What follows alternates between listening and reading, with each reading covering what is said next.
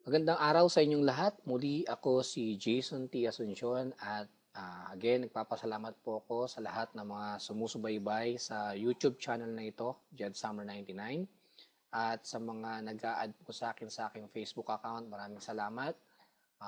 Comment lang po kayo doon, maging sa channel natin. Like lang po yung mga video kung nakatulong ba sa inyo.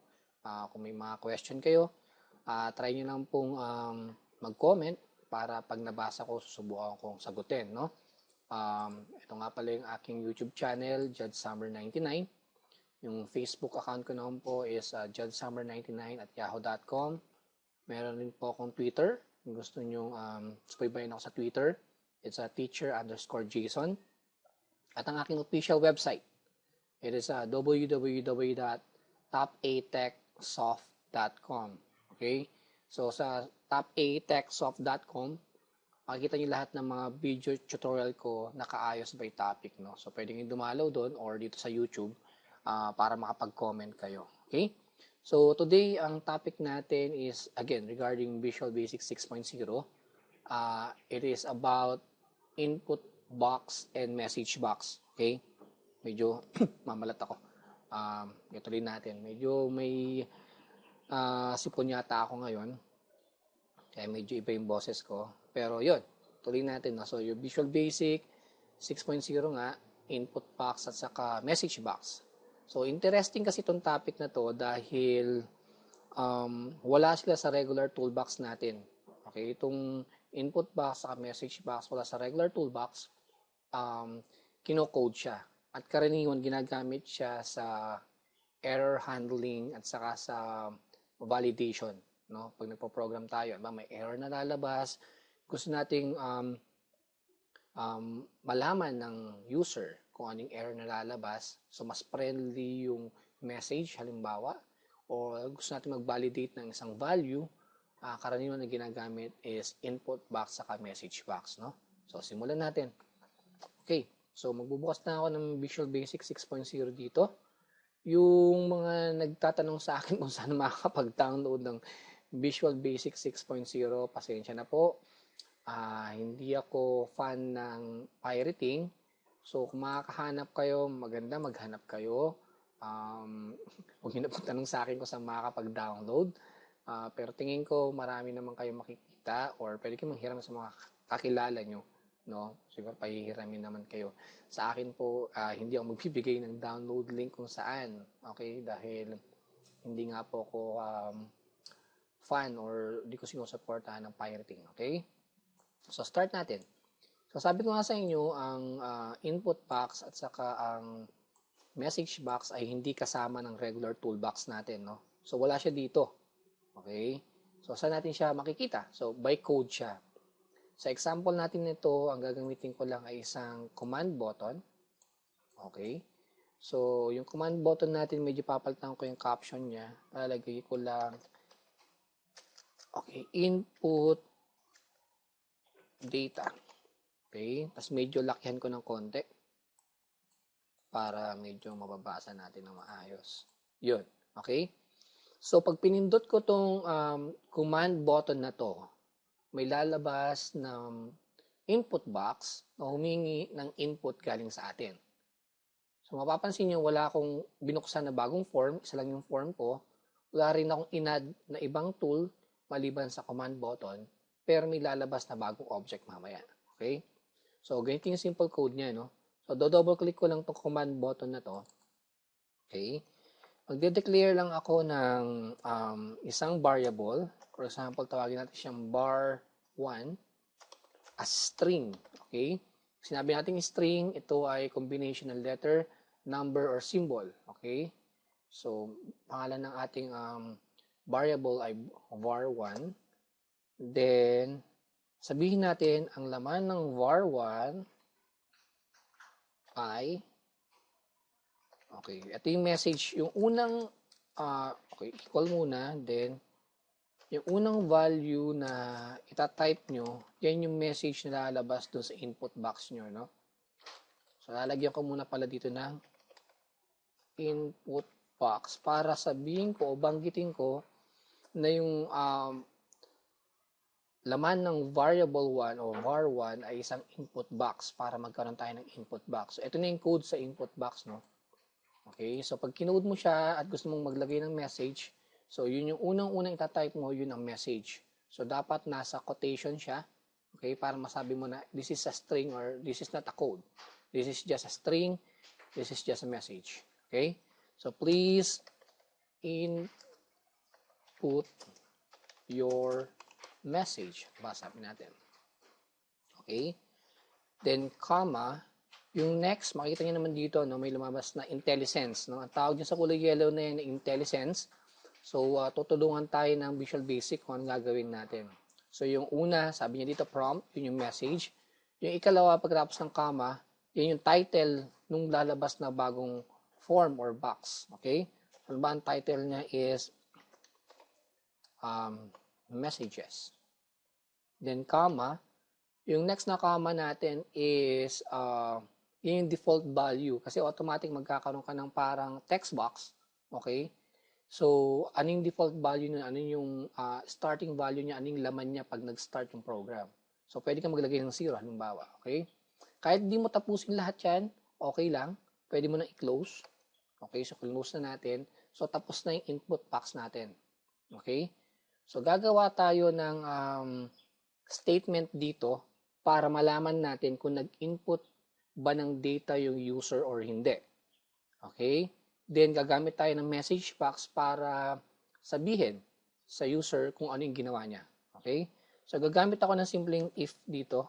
Okay? If bar1, okay? Tinatanong natin kung yung bar1 ay walang laman, ibig sabihin ng dalawang double quote na magkatabi, walang laman sa loob is blank. Okay? Pag walang tinype yung user, okay, kung ang laman ng bar1 ay wala or walang tinype yung user, then, ang mangyayari is magkakaroon ng message box. Okay? So, ang message box, ganyan lang kasimple. Hindi rin siya kinukuha sa toolbox. So, maglalagay ka lang ng message box na ganyan. Then, nasa quotation rin dapat yung pinaka-message mo. Okay, bar1 is equal to blank. Okay, no message written. Okay, then try natin paliitin to. Oops. Okay, no message written. Then, yun yung message. Okay, comma. Then, pwede mong mamili ng design or style para sa message box mo, no? So, isa dito yung tinatawag nilang BB exclamation. Ayan. So, binigyan niya ng IntelliSense. Then, lagyan natin siya ng, ang message box karaniwan, hindi lang siya basta message box, no? Meron siyang mga options sa pagpipilian. Ang karaniwan na laman niya ay yes, no, cancel. Okay? So, sa pagkakataong to, ang gagamitin natin is BB yes. Okay, BB yes or BB okay na lang. Kasi pag yes, automatic may katabihan, no? Pag okay, okay lang talaga. BB okay only. So, isang button lang yung lalabas. Ang nakalagay sa button is okay. Tapos, ang style ng message box is exclamation. So, magkakaroon niya ng kulay yellow na triangle na may exclamation sa taas. Okay? Else, sabi natin, kung walang tinype yung user, maglalabas yung ating message box ng isang message na no message written. Yan yung validation. Binavalidate niya kung may laman o wala. Tapos lalabas niya yung parang error handling capability. So, sinabi niya, oh, wala kang tinype. Ngayon, kung may tinype naman siya, lalabas yung pa rin natin sa message box yung tinype niya. Okay? So, type lang natin message box o MSG box space. Okay, pag variable na ginagamit mo, hindi mo na kailangang gumamit pa ng double quote. So, sasabihin natin, kung ano man kasing itatype ng user ay mapupunta sa bar 1. Okay? So, ang gusto natin, kapag may tinype siya, lalabas sa isang message box kung ano yung tinype niya. So, ganito lang kasimpleng code, MSG box, then bar 1. Ibig sabihin nito, kung ano man yung laman nung var 1, which is yung paglalagyan ng tinype ng user, ay ilalabas sa message box na ito. Okay? Then, and if. Okay? So, tapos na yung code. Okay? So, gumamit tayo ng input box at saka ng message box. May validation rin tayo dito. Okay? Subukan natin kung ano mangyayari. So, run ko lang tong program. Okay, pag pindot ko ng input box, dapat may lalabas na isang bagong parang form. Yun ang kagandahan nito, di ka nagagawa ng bagong form, pero may lalabas na parang bagong form at dahil input box siya, dapat meron siyang lugar kung saan pwede tayo mag-input ng data. So, pag pinindot ko to, okay, papansin nyo, okay, nakita nyo, please input your message. Ito yan, di ba? Please input your message. Okay, hindi natin pwedeng i-click kasi parang naka-ano siya, naka-stack up siya. Okay, hanggat di ka namimili sa options mo, okay, hindi ka makaka-click sa kung saan. So, kailangan mo muna, ito yung kagandahan ng input box, no? So, mafi-fix lang siya sa isang lugar, hindi ka makakagawa muna ng ibang trabaho hanggat di mo ginagawa o nilalagyan ng data yung isang input box mo. Okay? So, halimbawa, ito yung default value niya kanina 0, mapapansin nyo, no? Okay? Default value niya 0. Okay, so, please input your message. Halimbawa, mag-input tayo ng message. Hello, universe. Okay? Pag-click ko ng OK, dapat may lalabas na bagong message box ang nakalagay, Hello, universe. Okay? So, pag-click ako ng OK, yun, Hello, universe. Ito yun siya. Okay. Close ko lang ulit, no? Okay. Medyo lagyan natin ito ng iba. Lagyan natin ng testing. Subukan natin. Ba't dilabas yung messages? Inaasahan ko may lalabas na messages. Okay. Yun. Then, halimbawa, wala tayong nilagay na laman. Yan. Blanco siya. Okay. Kapag blanco siya at click ko yung OK, dapat lalabas isang message box na sinasabi niya, no message written. Okay? Kasi blanco eh. Kasi yun yung validation natin dun sa if natin, no? So, pag-click ko ng OK, ayun, no? No message written. Okay? So, mapapansin nyo, close ko lang to, isang simpleng form lang to na may isang command button. Hindi na ako gumawa pa ng ibang form, wala akong in-add na iba pang tools, pero mapapansin nyo, pag ni-run natin, parang ang daming laman. Okay? So, ito 0 siya kasi may laman pa rin siya. Ang 0 is laman pa rin, no? Or value pa rin yan. So, pag wala siyang laman, urahin ko yung laman, no message written. Okay?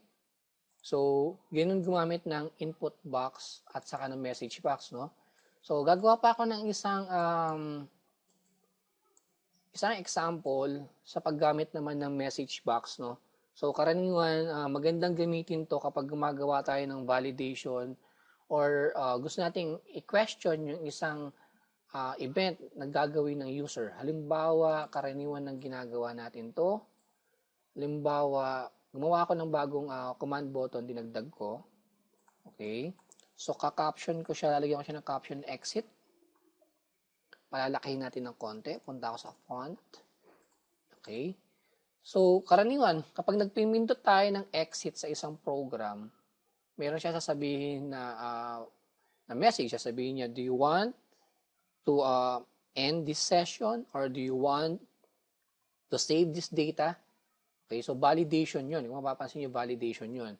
So, message box yung lumalabas doon. So, yung gusto natin gawin, no? Gusto nating i-validate yung event o yung action na gustong gawin ng user at may pagpipilian siya. Halimbawa, pag nag-yes siya, mag-exit. Pag hindi siya nag-yes o nag-no siya, syempre, hindi siya mag-exit. Yun yung kagandahan pag may validation. Kasi pag walang validation, pag pinindot ko yung exit na automatic.